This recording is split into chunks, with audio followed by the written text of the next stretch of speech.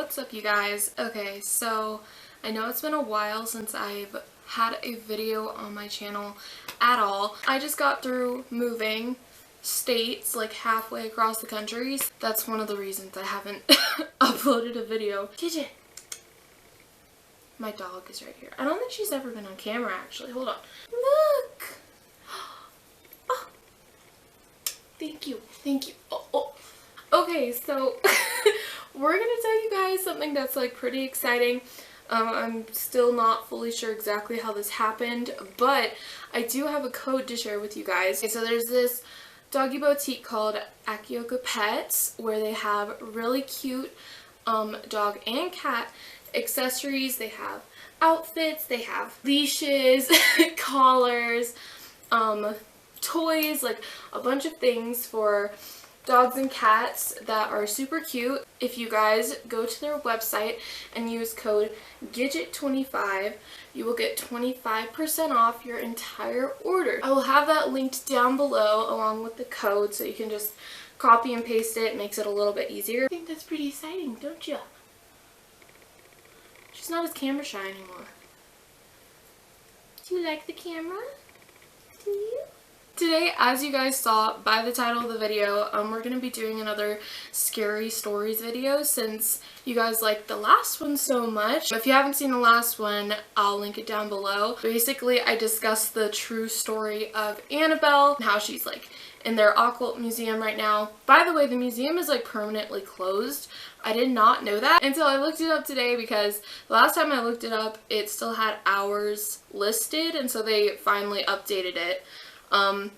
But yeah, you can't visit that museum anymore, but it still has the Annabelle doll and a bunch of different artifacts from the Warrens' investigations. The story we're going to be talking about today is actually not one of the Warrens' investigations, but it's called the story of Robert the Doll. I'm going to have the story pulled up on my phone, kind of like I did last time, just phone instead of laptop. If you guys don't know, what Robert the Doll looks like, I'll put a picture up right now.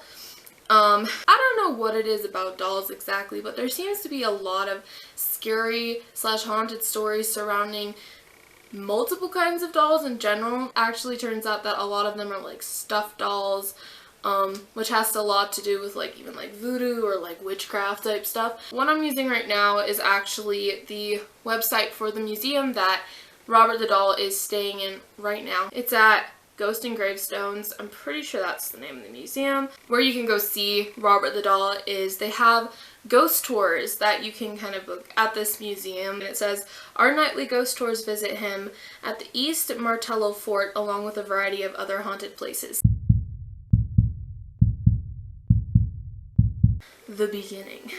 The story of Robert the Doll dates back to the early 1900s when a young boy named Eugene Robert Otto was given a one-of-a-kind handmade doll by a servant that worked for his parents in his home. Eugene, who everyone called Gene, named the doll Robert and quickly became attached to his new friend. The home where Eugene lived, now called the Artist's House, is located at 534 Eaton Street and was built between 1890 and 1898. And it was here that Eugene was given Robert the Doll and where a friendship that lasted throughout his lifetime and beyond was forged. And beyond.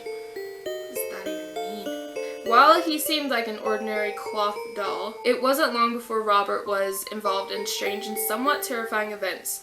The first hint that something out of the ordinary was happening was one night when Gene, who was only 10 years old, awoke to find Robert the Doll sitting at the end of his bed staring at him. That is so freaking creepy. Moments later, his mother was awakened by his screams for help and sounds of furniture being overturned in her son's bedroom. Oh gosh. Gene cried for help, begging his mother to rescue him. When she finally was able to wrench the locked door open, it was locked. She found poor Gene curled up in fear on his bed, his room in shambles, and Robert the Doll sitting at the foot of the bed. Robert did it were the only words Gene could get out, the same words he would later use many times throughout his childhood when something strange, mysterious, or destructive would happen. That's so interesting because usually when children say like, I don't know, like Jeffrey did it or like Bob did it or something like that. They're talking about like an imaginary friend or something. And I mean, it does talk about how they're like a friendship was forged at this night or something like that, but this time it's actually something physical. It's like a cloth doll, which makes it scarier, I think. Like, Robert's face in general is kind of creepy. Like, I don't know, I wouldn't want him in my room. Did Robert do it? I don't know. Nobody knows for sure why or how this child's plaything could actually wreak havoc on a child's bedroom or do anything at all. After all, it was just a toy, right? But the weird and inexplicable didn't stop at that one occurrence. Jean's parents would often hear their son upstairs talking to the doll and getting a response back in a totally different voice. That is terrifying. They reported seeing the doll speak and witnessing his expression change, and they didn't get rid of it. Why? Giggling and sightings of Robert running up the steps or staring out the upstairs window were also reported. Okay.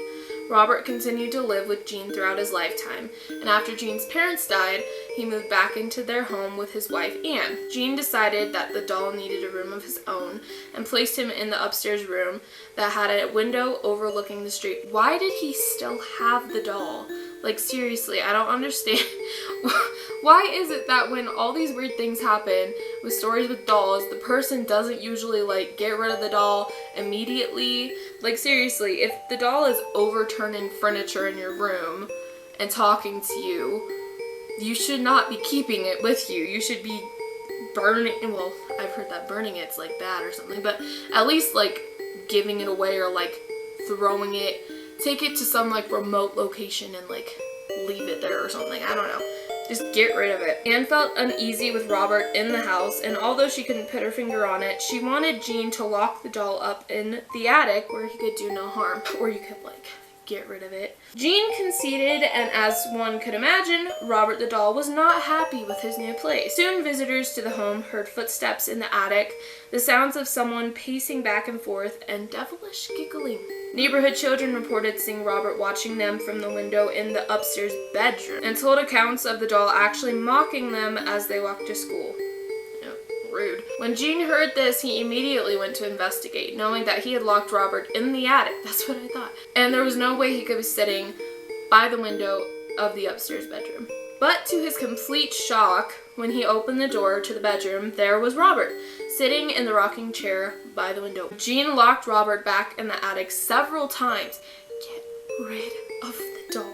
Each time discovering him again sitting by the window in the same upstairs bedroom. Jean Otto died in 1974, so we didn't even get rid of it. He just passed away with the doll, like, tormenting him, like, his entire life, ever since he was 10. And when a new owner moved into the house on Eaton Street, their 10-year-old daughter was delighted to find Robert the doll in the attic. 10 again?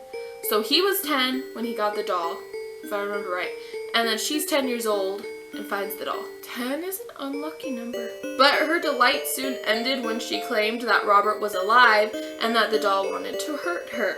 She woke often in the middle of the night screaming in fear and told her parents that Robert had moved about in her room. Thank you! It wasn't long before Robert the doll was given away. Easy as pie. And today he lives in the East Martello Fort, where visitors from all over the world can come to see him. Thank you. Someone, like, literally, okay? Even, well, who? What's it? Jean? Yeah, the guy's name is Jean. Why didn't his parents give the doll away? Like, even if he's not old enough and he's like, no, like, he's my friend, I want to keep him, he's my friend. Like, why would you keep the doll in your house if it's tormenting your kid, mocking other children on the way to school? Like, why? Why do you still have it? Why? And see, like, they just gave it away to the museum. It was so easy. Like, it's still there. Oh, there's another section. It says, is Robert really possessed? Many believe that the origin of Robert's evil lies in the one who originally gave him to Jean Otto, the servant who worked for Jean's parents. The woman was supposedly mistreated by her bosses, and to punish them, it is believed that she cursed the doll with voodoo and black magic. That might explain the many mysterious and frightening experiences people have had with Robert the doll. But if so, wouldn't the haunting end when the owners died? I mean, if you curse the doll, when the doll just kind of like stay cursed. The curse doesn't lift once the person it was meant to curse passes away, right? I don't know how voodoo works. I don't know how black magic works. My dog is standing here. Hi! Ew, that was weird. You licked so slow. She licked it so slow.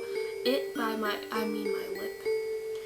She licked it really slow. No one really knows for sure, but one thing remains constant. Robert the doll continues to taunt and scare those who come to view him, especially guests to the museum who attempt to take photos. No paparazzi, please. Many have reported their cameras being inoperable when they tried to take a picture of Robert, only to begin working again when they left the museum. I've heard of things like that with the Annabelle too. Dolls don't like the paparazzi. Robert the doll sits inside a glass case, but it doesn't seem to stop him from inflicting fear and discomfort to museum staff and visitors. Staff members report that Robert's facial expression changes. They hear demonic giggling and have even seen Robert put his hand up to the glass. And then it tells you where you can go to see Robert the doll. The East Martello Museum Tour. Why do you guys think that there's so many haunted stories just surrounding dolls in general? I mean, I'm sure it has something to do with like the whole voodoo thing. It seems that a lot of haunted type stories have to do with dolls. It's either like dolls or just straight up like demons and like spirits and stuff. Anyways guys, if you are liking the Scary Stories series, then leave a like and subscribe if you want to. If you guys have a specific story you want me to talk about or discuss or anything like that, just leave it in the comments below and I'll be sure to look it up and cover that. I'll see you guys next time. Bye!